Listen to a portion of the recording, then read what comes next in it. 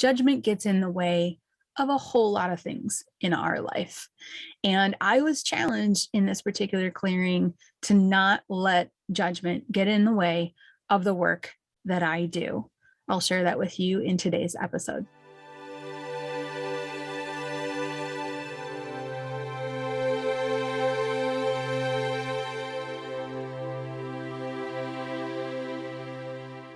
People who do spiritual clearings and are very good at it all have one thing in common. They can take their judgment, their human judgment, and set it aside while doing the clearing to get the work done.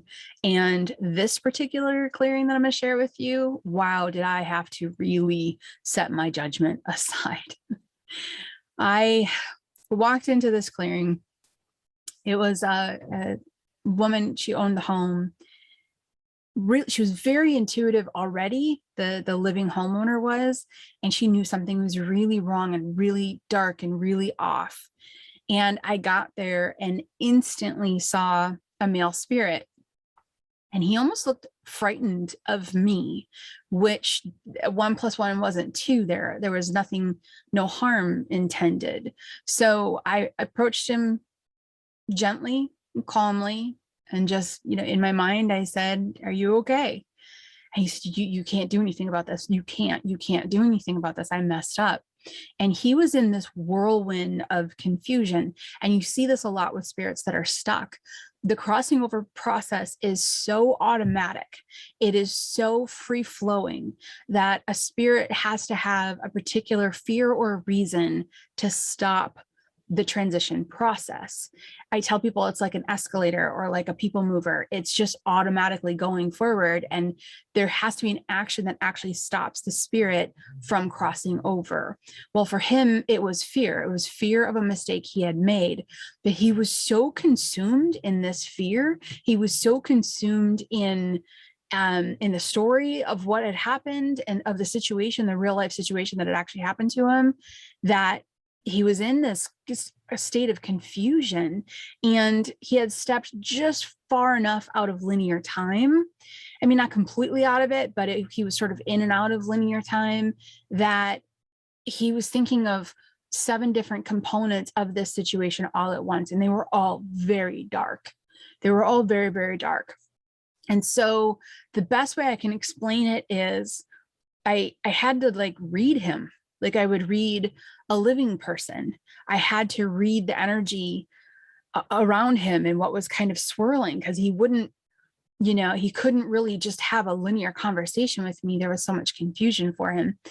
And I picked up on a number of things. I picked up that he had a daughter, that just to say it directly, that he had shot his daughter, and she died. And his reaction to that was to immediately shoot himself as well. And that's the situation we were sitting in. And this is where I say the only way I was going to get this job done was to set aside my judgment, because there I am, a mother of 2, and I can't fathom the mental state that somebody falls into or steps into that can allow them to do something like that. So I had to take a moment, check myself, and say, this is not about what Bo thinks at all. This is about a man who is reeling and struggling and massively confused, and he just needs to go home. Like I've said in the other episodes, his storyline was done. His life had ended. His storyline was done. His linear time was done. It was time for him to go back to being the soul that he was. It was this combination, and dare I say it, I think he was a really nice person. How do you say that about someone that had done that? I get it, but there was a part of him that was in so much deep regret. This was not an aggressive spirit. This was not, I killed this person. This was someone that was like, what have I done? And just destroyed. And that emotional devastation was what was causing also some of this confusion around him. So I'm setting my judgment aside. I remember imagining a wooden box off to the side, and I literally imagined pulling my judgment out and putting it in the box and saying, you know what, you can't be human in this. Okay. So just be your spiritual self and help this man, and set up the white light. And then the next thing I see, I first out of the corner of my eye, and then it came closer, was the little girl, was his daughter, and she was in spirit form too. I thought, oh, she's here to help. And then I looked at her and I realized she had emotional pain. And I went, oh, you're stuck too. And right to the girl, are you okay? You know, still keeping my emotions aside, my judgment aside. I'm like, are you okay? She's like, I want to go. I said, okay. So in essence, what had happened was this man had murdered his daughter and then instantly killed himself and held on to her. In a really odd way, once that became clear in my mind, once the story became clear in my mind, and don't get me wrong, you don't always need a story when you do spiritual clearings. 80% of the time, I don't have a story. It's just, I don't have time for a story. I just do the work. But occasionally the story does come through. And when it does, it's usually important that it does. And when it came through, when I understood the timeline, when I understood what had happened, I saw the man's confusion start to fade. It was almost as if being connected to him just energetically in this space, my vibration was lower than his vibration. It was still high, but it was lower than his. And I was able to somehow kind of ground him into the real situation that we were faced with right now, is that both of you are now stuck in the in-between and both y'all need to go home. So his confusion started to fade, and I knew it for some odd reason. I have a hard time explaining it, but I knew it was because in someone's mind, the linear story lined up. And so it pulled him out of that ball of confusion and back into this linear time space. And that's when he said, I knew I'm never going to see her again. I'm never going to see her again. And now the situation's changed. Now I have stepped away from the judgment. We've gotten through this confusion piece. There's no more confusion. Okay, we all now know what's going on here. Is that the male spirit murdered her and then killed himself, and is energetically was holding on to her. So neither of them could cross.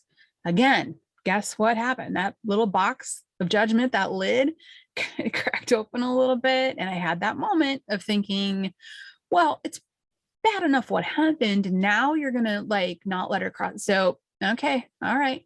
Let's pull the judgment back out. Let's put it back in the box. Let's set it aside. It is what it is. We are right here in this moment. Everyone's fine. We're going to move forward. So now I'm dealing with a different situation. Now I'm dealing with a male that solidly, you know, his confusion is gone and he's back into this like linear thinking. He's now solidly believing that if his daughter crosses over, he will never see her again, which was the reason why he killed himself, you know, in the first place, is to not lose her. So I'm letting go of all of the human thought process around this, and I'm explaining to him that you're both going to the same location. I remember asking for assistance from the other side, which I do quite often. And in my mind, I just say, if there's anyone that can come close, that can help. I'm thinking this tangled wire of confusion is now untangled, so maybe someone from the other side can come down and help. And I felt a very maternal energy come down, and I recall there was some reference to food or something like, what do you miss? And it was like my mom's spaghetti, or it was something like that. I don't remember the food reference. My apologies. This is a number of years ago. But there was like that whisper of a connection. He had already kind of unstuck a little bit. He's out of the confusion. And then this maternal energy from the other side. So I don't know, it could have been his mother, it could have been a grandmother. I just knew it was maternal, came down. And he started to feel that energy. And then he started to get lighter, and he started to move, and he started to let go, and he started to release. And he then crossed over. It was almost as if her energy coming down helped him kind of break through that fear barrier. So where I was very grounding for him, she was very much lifting him up into the space that he actually needed to be. So now I'm faced with this little girl, And she's standing there and she's smiling in relief. And she said, I just loved him. That's all I knew to do. I have a hard time even saying that because it was an emotional moment where she just said, I just loved him. That's all I knew to do. And that's when it dawned on me. It wasn't that he was holding her prisoner. It was that she was still so pure at heart. I mean, she was maybe 7, 8, that when her daddy showed up in the in-between in the panic, she wanted her daddy to be okay too. So not even putting together that daddy just murdered me, it's me and my dad are here. Now I want my dad to be okay. It was really quite stunning. And it was really different than anything I had experienced up to that point. Some of the takeaways from this were, that judgment box helps. Taking that judgment out and setting it aside. If anyone ever said to me through doing all of this work that they never had a moment where they felt angry or frustrated about the situation that they were listening to that had happened, or about the type of person that they were helping, they would be lying. That's just it. No. We're all very human, and checking yourself and saying, okay, not about me at all. Judgment in the box. Here we go. That was a really good takeaway from this one. It was like, okay, that really helps and that really works. And also, why that really works is that I could have walked out of this situation and read it completely through judgment. I might have had judgment and succeeded in crossing these two over, but I would have walked away without the actual truth. I would have walked away thinking that this horrible man killed his kid and then held on to her so she couldn't cross over. How evil, my least favorite word, but how horrible. I could have walked away with that thought process, which wasn't, like I said, the complete truth. The complete truth was he made a horrific mistake that you can never take back. Out of panic of losing her, he killed himself and clung on to her. And yet this little girl turned back around and loved her father. So that it's those sessions that honestly, I mean, make me really amazed at the power of love. Really. And they really touched my heart. So that's really what I took away from that clearing. Again, stay open because they're all going to be different, but don't let judgment in. Don't let it'll get in the way of you doing your job. And now this beautiful little girl is home, is on the other side. And this man who had this linear experience as well, both experiences for both individuals, horrific, but that experience is done.